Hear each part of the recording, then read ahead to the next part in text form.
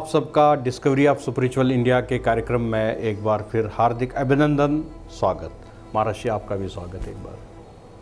तो हमने 2 सत्रों में परमात्मा के बारे में चर्चा की, परमात्मा के निर्गुण और सगुण रूप के बारे में चर्चा की और क्यों आवश्यकता पड़ी थी, किस काल में परमात्मा को सगुण रूप दिया, मूर्ति रूप दिया, चित्रों का रूप दिया और उसका प्रभाव आज के लोगों के ऊपर में कितना पड़ा, समाज के ऊपर में कितना पड़ा और वर्ल्ड के ऊपर में कितना पड़ा। महाराज श्री, अब समाधान की बात करनी है।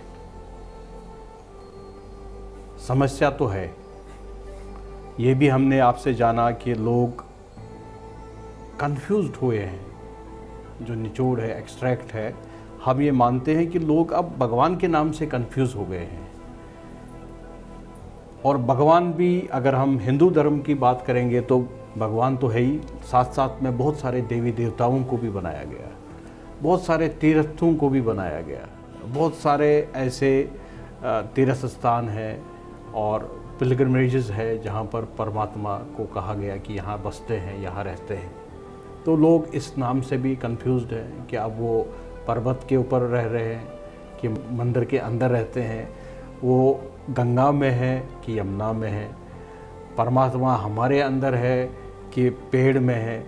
अच्छा, पेड़ों में भी सर्वश्रेष्ठ पीपल को माना गया, तो उनको लगता है कि परमात्मा पीपल के पेड़ के अंदर ही है, तो इसलिए धागा बांधते जाते हैं। तो नटशल में common man is confused about the name of God, about the name of Paramatma, about the name of Allah, about the name of Christ, about the name of any other deity in the world.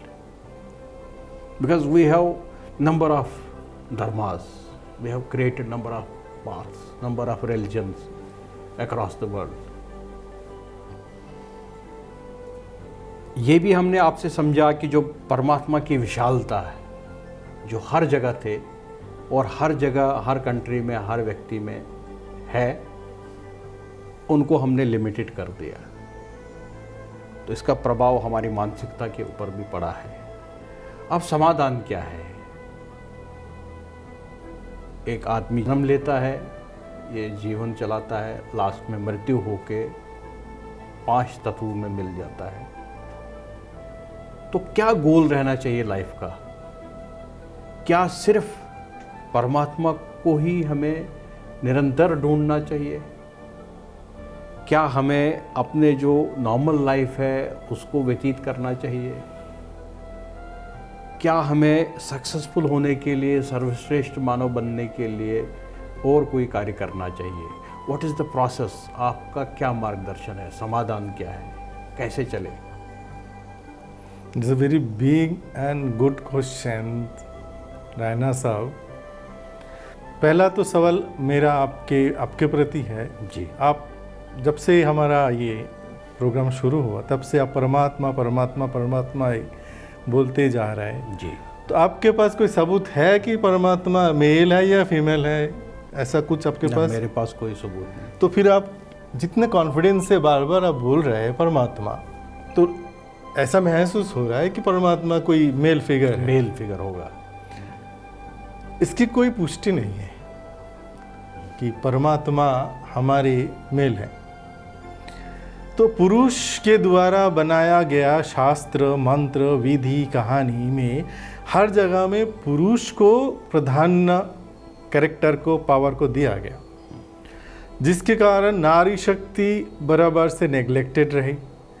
और हमारी जो कहानी में चतुराई किया गया कि जब बड़े बड़े कहानी में ट्विस्ट आया, जैसे भैंसासुर को मारना, भस्मासुर को मारना, ये बड़े बड़े असुर आया, तब सब देवी का आवाहन किया, तब वो सबके ऊपर देवी को रखा, बाकी टाइम में वो सब देवताओं को रखा। इसके कारण क्या है?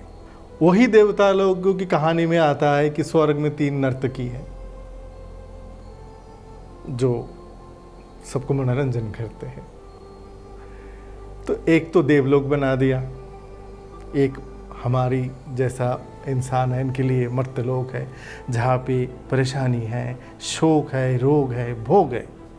देवलोक में इससे परे है। उनकी कोई रोग नहीं होता है, उनको कोई भोग नहीं है, उनको कोई शोक नहीं है।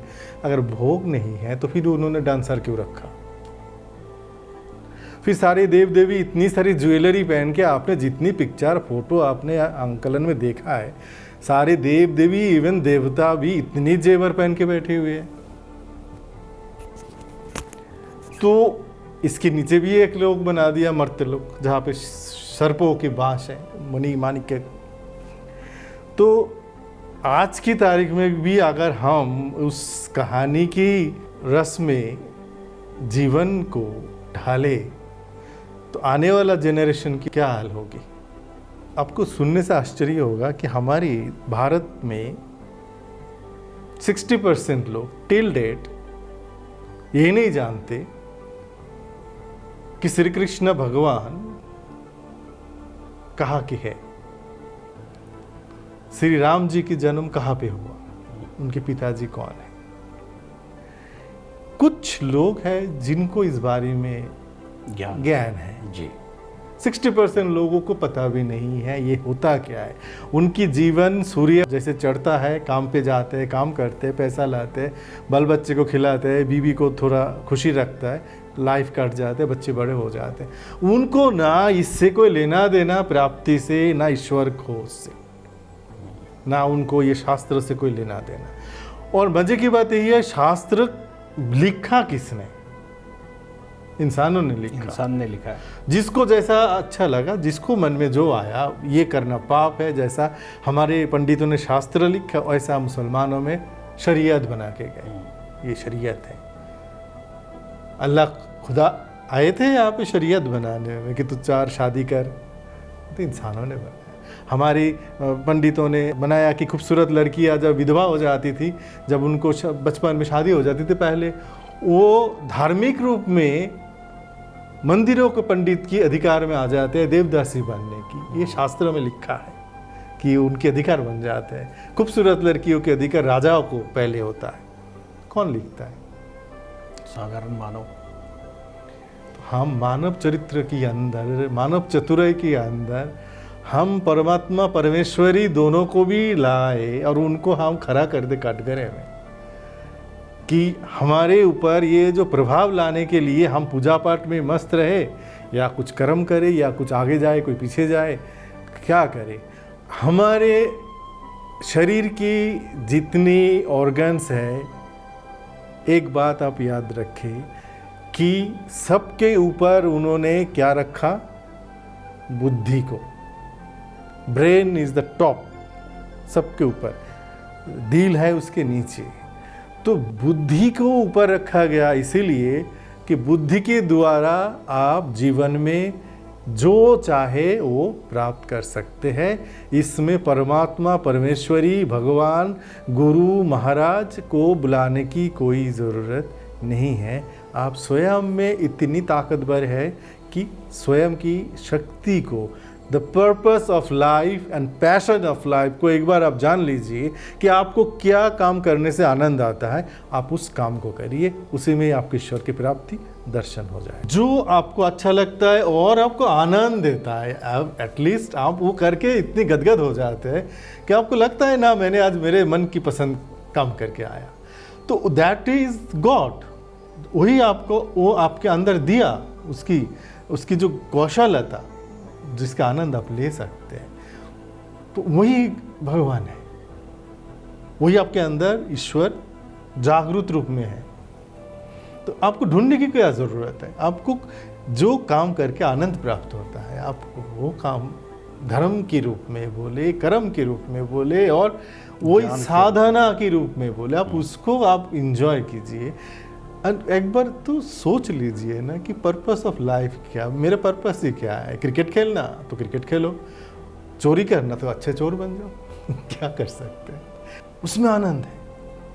इतने बड़े बड़े डॉक्टर है, मैंने कैंसर की दवाई बनाया, उसमें उसका आनंद है। तो जिसमें जो पैशन है, पर्पस है, वो ही उसकी भगवान है, वही उसके अंदर ईश्वर रूप है। तो आप अलग अलग जाके धक्के खाने की, मंदिरों की चक्कर काटो, पंडितों की चक्कर काटो, कुछ नहीं है तो जाके कुंडली बना लो, तो ये तो हमारे भय के कारण। मैंने आपको ये बोला भक्ति तभी आता है जब हमारे अंदर भय पैदा होता है। Fear। तो हम अपने को डराए क्यों? हम तो शेर है, हम क्यों डरे हो? मतलब फेयरफुल नहीं होना है किसी हाल पे भी नहीं। चाहे कोई अगर बंदूक लेके भी खड़ा हो जाए कि अभी डर, तू मेरे को अभी गोली चला दे। जी। महर्षि, यहाँ पर इसके साथ में एक बहुत ही महत्वपूर्ण एक प्रश्न जुड़ा है।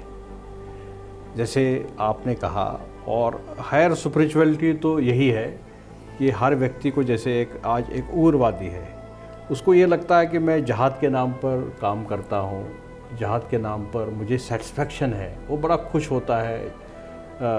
शहीद होना, मरना उसको अच्छा लगता है। जो आत्मघाती हमला करते हैं उनको भी अच्छा लगता है, उनको ये नहीं डर होता कि मैं मरूं या क्या करूं। वो कह रहे चलो मेरे को तो सुसाइड बॉम्बर हूं मैं और मुझे तो उड़ाना है सबको। लेकिन बहुत सारे ऐसे काम हैं वर्ल्ड में जो सोसाइटी एक्सेप्ट नहीं करती है, जैसे रेप है, जैसे मर्डर है, जैसे क्रिमिनल एक्टिविटीज़ है, जैसे टेररिज्म है, जैसे मारपीट है, वायलेंस है। ये सोसाइटी एक्सेप्ट नहीं करती है। तो फिर उनको हम कैसे मान सकते हैं कि उनके सेटिस्फैक्शन के हिसाब से वो काम अच्छा है और वो परमात्मा की प्राप्ति होगी उनको? तो what is that question? Question is कि उनको those activities are anti social activities.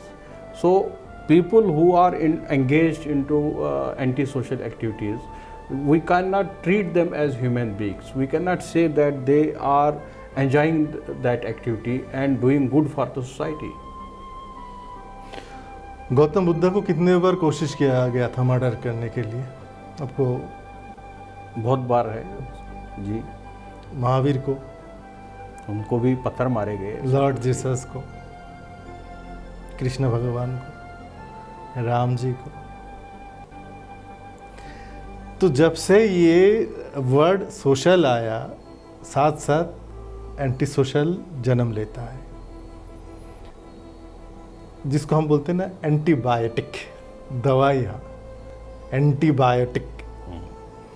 तो जो जिहाद के नाम पर ये कार्य करता है, उसके पीछे कौन है, हमें उसको समझना चाहिए कि वो बंदा ये काम करने के लिए तैयार हुआ है, कहीं ना कहीं वो मजबूर है कि उसके घर में रोटी रोजी नहीं चल रहा होगा, या उसके घर में दवाई की पैसा नहीं है। बिल्कुल कोई समस्या होगी।